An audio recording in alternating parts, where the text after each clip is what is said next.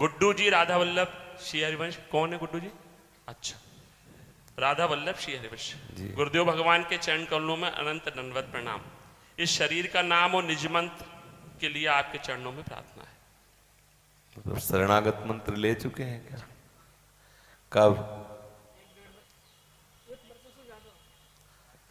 अच्छा, हमको ही पता नहीं कि आप 1 वर्ष से ज्यादा।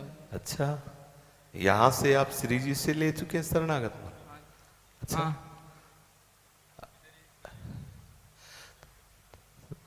तो हमारा दुर्भाग्य कि हम आपके दर्शन नहीं कर पाए।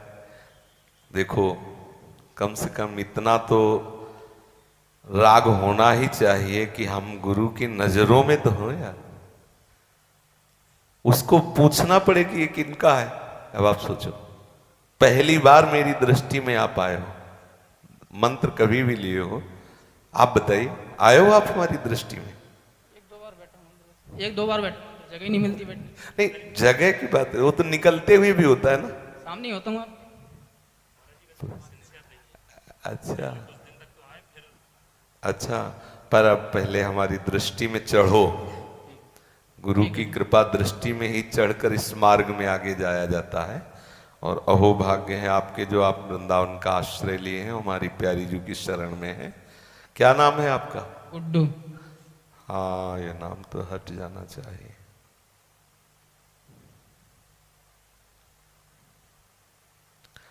गौरी शरण हमारी प्यारी जी का एक नाम है ना। गोरी भोरी किशोरी कहते हैं ना, तो गौरी शरण। क्या नाम? गौरी शरण। अब कभी ना कहना गुड्डू है। ठीक है। हाँ, गौरी शरण, श्रीहित गौरी शरण, जब कभी लिखा ऐसे गौरी शरण आपस में। और रोज हमें दर्शन दो, जब हम निकले तो हमें दिखा। मुझे लगना चाहिए कि आप मेरे हो। बोलो, इष्ट का और उपासक का परिचय ही ना बना तो या तो मतलब आपकी शरणागति में अभी अनन्यता नहीं है। यदि अपने गुरु का अनन्य है तो बिना बताए हमारा हृदय खिंच जाना चाहिए आपकी तरफ। बताने की जरूरत नहीं होती कि मैं आपसे प्यार करता हूं, आप मेरे गुरुदेव। नहीं, देखते ही हृदय में हो कि आप में अनन्यता में कमी है क्या है? नहीं, अन्य आश्रय है क्या कहीं? नहीं है, आप आपके आश्रय में हो। संभालो संभालो, कहीं ना कहीं त्रुटि हो रही है। ऐसा नहीं हो सकता, ऐसा नहीं हो सकता। आप आश्रय लिए हो और आश्रयदाता को पता न हो कि हमारे आश्रित है, ऐसा कैसे हो सकता है? आप हमारी श्री जी के आश्रित हो और ये हृदय श्री जी का मंदिर है। हलचल मच जाएगी, किधर से कहीं से भी पुकारो, उसकी झांकी आएगी, उसके दिमाग में पूरी छवि आएगी। चाहे आप जहां हो, यहाँ विदेश में हो, आप वहां से अगर पुकारोगे ना, हृदय से चिंतन करोगे, तो हमारे दिमाग में बात आ जाएगी कि कोई। तो इसलिए पहले आप हमें रोज दर्शन। तो आप कहाँ रहते हो? चीरघाट, चीरघाट के पास में। और उधर पूर्ति कैसे होती है? उधर पूर्ति कहीं मांग लेता हूँ, कहीं भंडारे पहुंच जाता।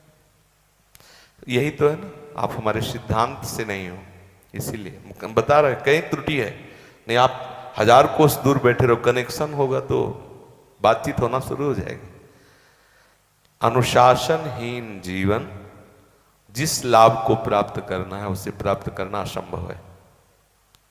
मन कभी अनुशासित नहीं होना चाहता। मतलब हमारा कोई आग्रह नहीं है, हमें तो आप बता रहे हो कि आप शिष्य हो, इसलिए मैं आपसे बात कर रहा हूं, देख रहा हूं। नहीं, हमें जितने भी हो, हम यहां से अभी निकले ना, वो जिससे होता ना पूरा बोर्ड लिखा हुआ है, एक पोछा लगाया, सब साफ, यहां निकलते ही सब साफ। किसने क्या किया वो सब खत्म, अपनी धुन अपनी चाल।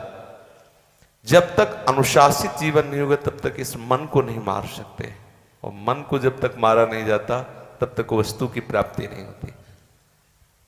वैराग्य और अनुराग दोनों की बीच की जो यात्रा है वो बिना कृपा के तय नहीं होती। अब कभी भंडारा पा लिया, कभी मधुकरी पा लिया, कभी भजन किया, कभी नहीं किया, कभी कोई मिला, किसी से बात कर ली, कैसी बात कर ली, वो तन्मयता नहीं आ पाएगी। जिस मार्ग में आप चलना चाहते हैं उस मार्ग के लिए एक अनन्य जीवन चाहिए। एक अनुशासित जीवन चाहिए। शरीर के रोग की क्या बात है, कितना बड़ा रोग होगा, पेट खराब होगा और क्या होगा, तो ये तो साधारण बात है, सबके खराब रहते हैं। या किडनी खराब है, क्षय है, क्रिटेनाइन क्षय, बस डायलिसिस की तैयारी समझो। लाडली जी की ऐसी कृपा है कि आपको लग रहा है अगर हम आप दोनों खड़े कर दिए तो लगेगा डायलिसिस इनका होना है क्योंकि वो मन से सारा खेल होता है, मन प्रभु में है तो प्रसन्न है। भाई हम आगे की बात तब आपसे करेंगे एवं आज जैसे आज्ञा करेंगे वैसे हम करें। अगर ऐसा जीवन बनाओगे कि आज्ञा से तो महल में बैठे हो, महल में ही रहना, महल में ही प्रवेश है। ठीक है। और अगर मनमानी आचरण करोगे तो करके देख लो क्या अनुभव होता है, आप करके देख लो फिर आ जाना। हम तो जानते भी नहीं कि आप हमारे हो, सच्ची कहता हूं, पहली बार मैं देख रहा हूं कि आप हो। कितने ऐसे हमें पता भी नहीं, वो बड़े भाग्यशाली हैं जो मतलब परिचय बनाए हुए हैं। नहीं आप अगर हमें परिचय नहीं तो हम आपको नहीं जानते नहीं। आप बोलो वृंदावन में रह रहे हो, आप शिष्य हो हमारी श्री जी के, लेकिन हम जानते नहीं कि आप मेरे हो। तो ये हमें तो लगता है चाहे हमारा दुर्भाग्य समझो चाहे अपना समझ लो, ऐसा क्या कि हम अपने सदगुरुदेव से परिचय न प्राप्त कर पाए अपना। इसलिए बहुत सावधान भाई, समय नष्ट मत किया।